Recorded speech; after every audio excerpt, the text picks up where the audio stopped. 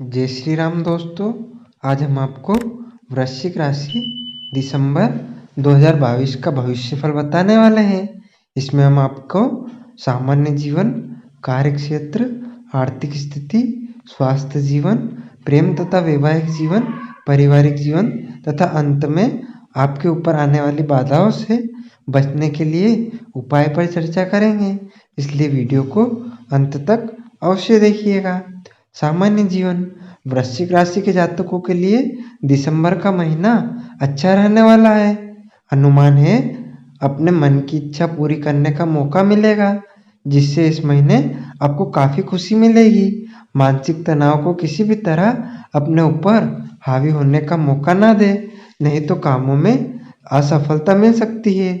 यदि मजबूत रहेंगे और प्रतिदिन ध्यान और योगाभ्यास करेंगे तो आप इस चुनौती का डटकर सामना कर पाएंगे और मानसिक तनाव से बचने में कामयाब हो जाएंगे।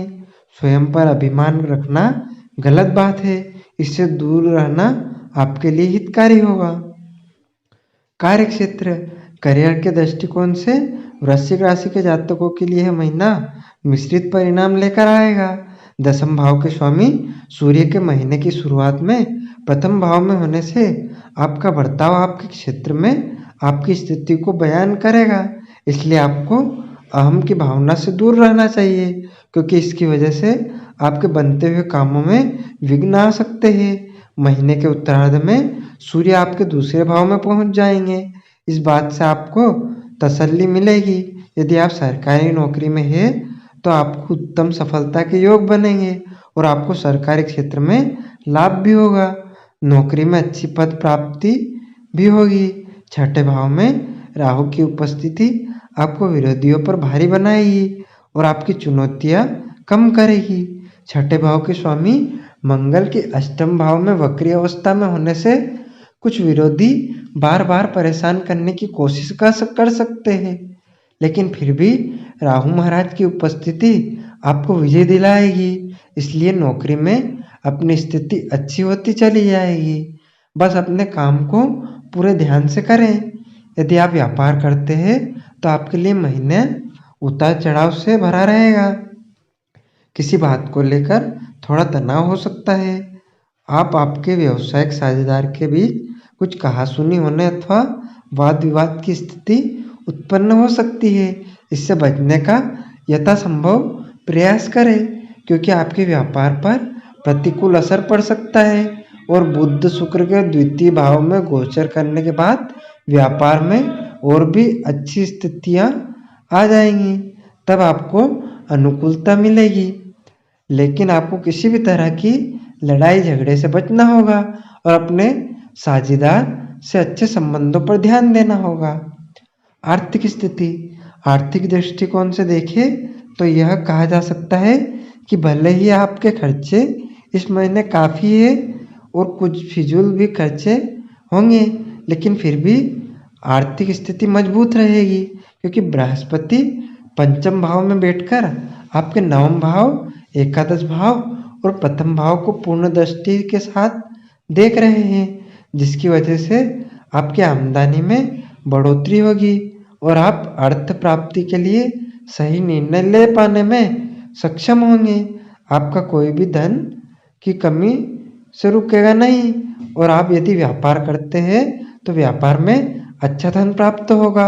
आपके प्रयास सफल होंगे, जिससे आर्थिक स्थिति में बढ़ोतरी दिखाई देगी। यदि आप शादीशुदा हैं तो जीवन साथी की कमाई की आर्थिक स्थिति बढ़ाने में महत्वपूर्ण भूमिका निभाएगी।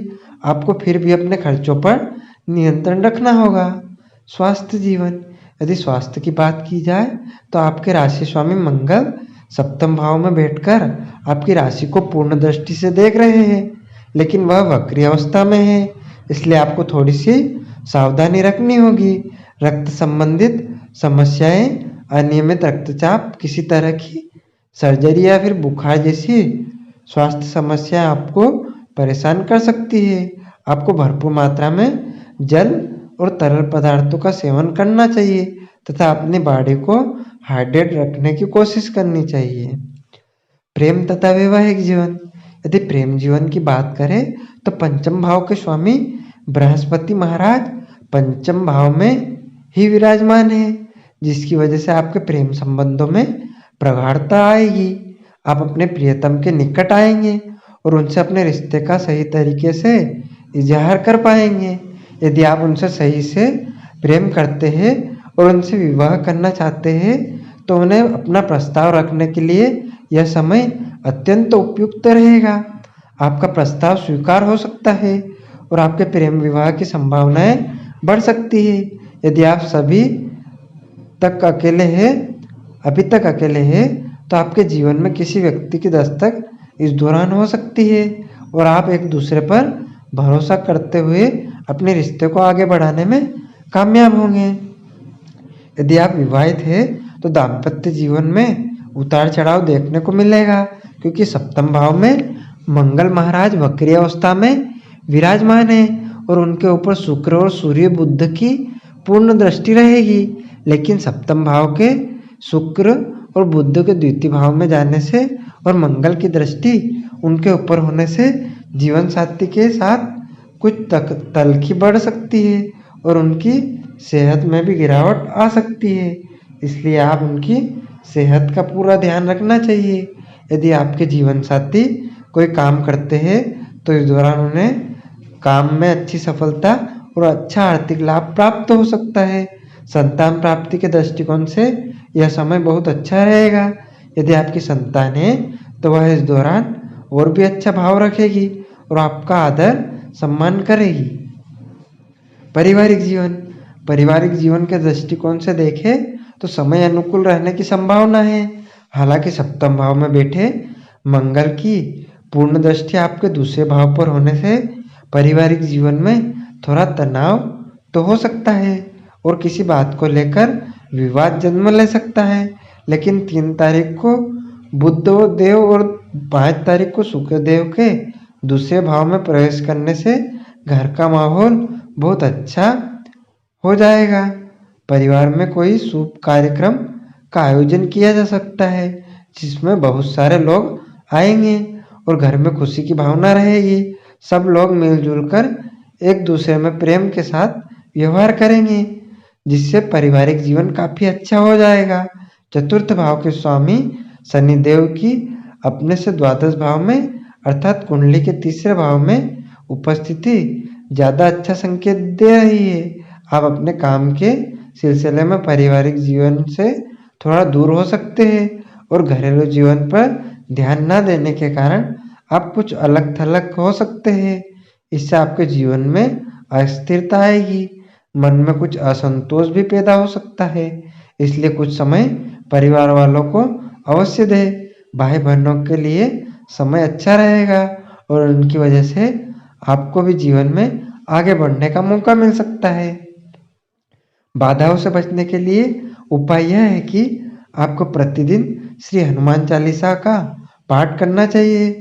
बृहस्पतिवार के दिन अपने मस्तक पर हल्दी अथवा केसर का तिलक लगाना चाहिए।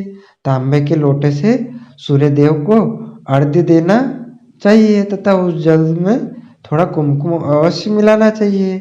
सोमवार के दिन शिवलिंग पर अक्षत अर्पित करने चाहिए। इससे आपके ऊपर आने वाली सभी बाधाएं शांत होंगी।